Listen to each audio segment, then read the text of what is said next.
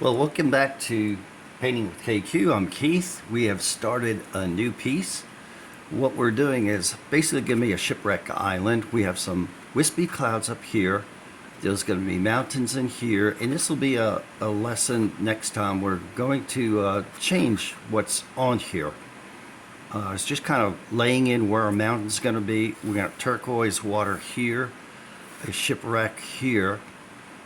And today we're talking about the clouds because I've had a lot of questions about that. You can put almost anything in for a cloud. What I generally do is look at my subject. What's in the foreground? What's the focal point? And I want to add to it, not take away. So I try to do that with the clouds right from the beginning. These clouds were done with 2 filbert brushes. I don't throw away the old brushes. I keep them because a lot of times they'll give you a pattern after they're used and worn that you can use and is very, very helpful to you. So we're doing kind of a dry brush blending effect here.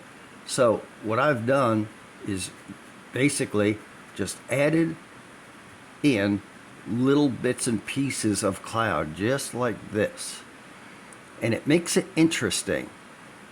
You can put all different kinds of designs in here. And to get depth in your clouds, one of the things I recommend is put some light clouds back there, leave some sky showing, and then put a more intense cloud over it. If you want more depth than ever, leave some darkness and have different gradients of light, different values and strengths of light in your clouds. For these, I did not want them overtaking the picture. I wanted something just like that.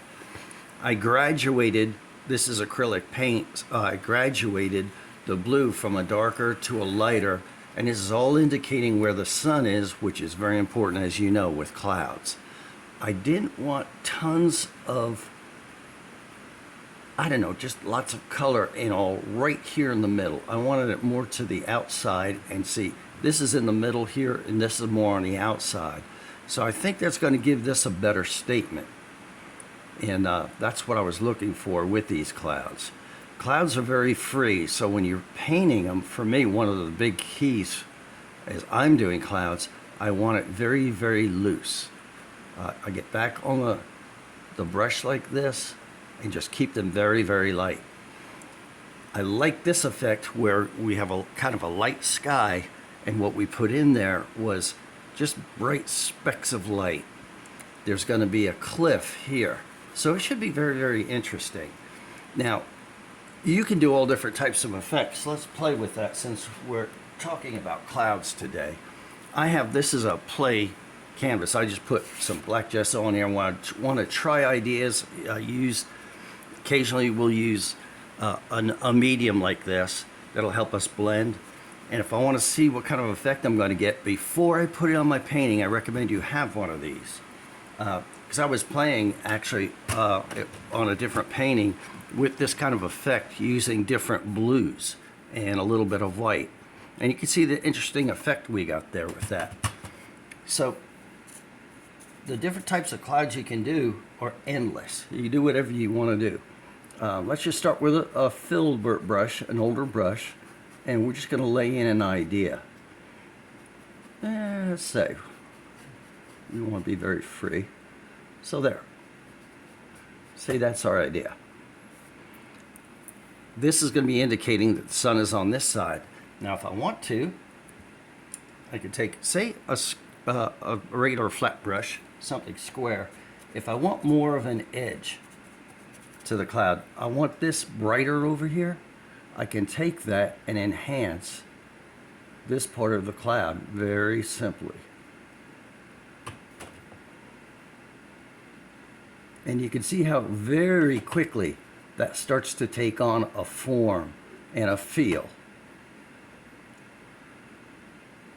And you notice I haven't done the same kind of highlight across the cloud. I find it more interesting to kind of break it up like that.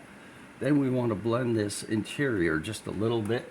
Let me take some of the paint out of that. We can blend it. Because one of the things with acrylics, I try to watch those hard lines. I want to blend those out the best I can. That's where oils have a nice blendability to them, and you don't have to work nearly as much to get that blendability. And again, if you use the medium, you get different kinds of feels. So you see, that's already taken on a cloud form there. We can change the color. I'm gonna just take some, I've got my normal couple highlight colors there just to play with today for clouds. And if it's too dark, you just lighten it up a little. You wanted a grayer, say more stormy looking cloud. And you can go any which way you want.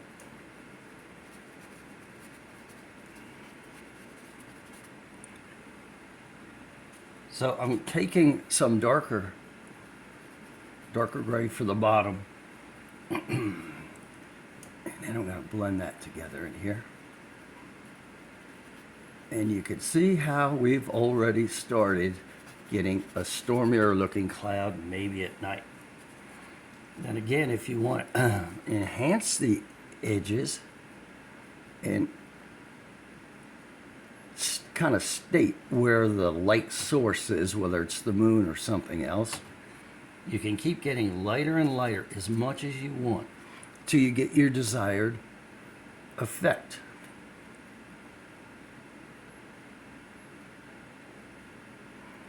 And you can see when you are adding different faces to the cloud like that, it gives it depth. And I've had some artists complain when we're at art shows, my clouds don't look like they have any depth. Well, that's one of the ways of doing that. The other thing we can do if we wanted to is we can make it look like this is being a little more wind blown. So if you want to have a landscape wherein you're showing some wind, all you really need to do is show it through the clouds like this. You could tell the wind is blowing this cloud and moving it. And it's as easy as that to make it look like the wind is coming across this way. In our painting, I wanted it rather still. I want the islands to look kind of stark, and then we'll have that shipwreck in there. Another interesting effect you can get, let's go back to our filbert for the fun of it. Either filbert, I'm just going to take another older filbert. And I hope you can see this. Not really. So I have blue and white.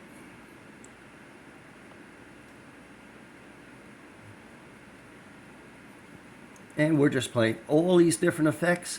This is why I have this board. If you want to change your general look and say, well, I want something looser, or I want more fluffy, whatever you want to do, you can do it. Just practice on this board, and then away you go. So I'm changing this as I go, just having fun. But you can see how you can get way, way, way different looking effects in clouds just by playing and adding different colors, different strokes, different brushes.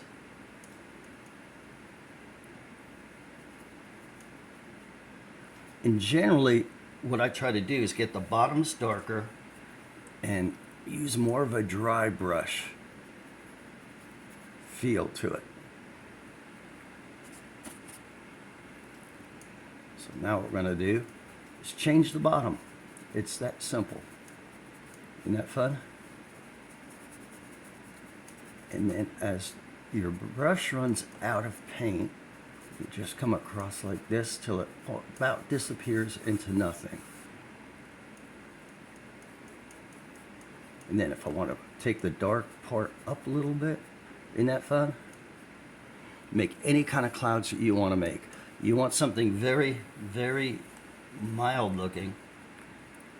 That's where I take a lot of the paint out of the brush and use more of a dry brush effect.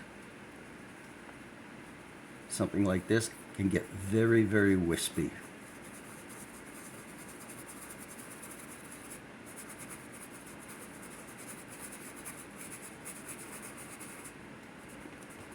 Get one of those, you can just rub it out.